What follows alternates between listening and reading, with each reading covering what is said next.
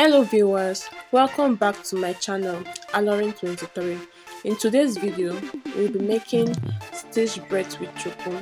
Subscribe to my channel if you are yet to, hit the like button and share. So guys, we'll start by cutting four lines. As you can see, I'm almost done with the front side. So after cutting your lines, you can choose to use fixed nails, you can choose to use comb. So I went ahead to be dividing my lines, then be braiding it till the end.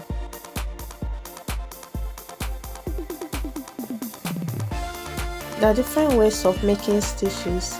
You can choose to divide it one after the other, braid it and keep before starting your weaving. But for me, I choose to do this because it's faster and it makes me more comfortable than the other one. So guys, after weaving the front side, do the same thing behind. So guys, carefully watch the video to the end because we have a lot to learn.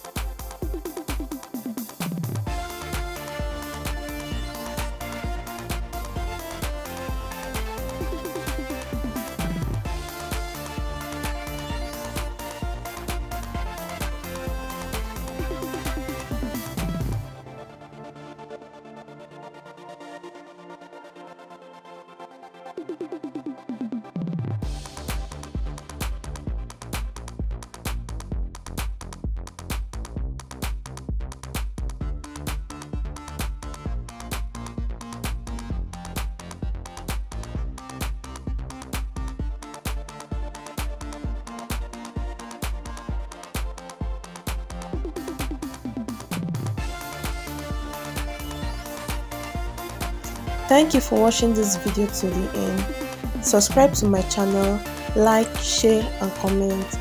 Check out this channel for more interesting videos. See you in our next video.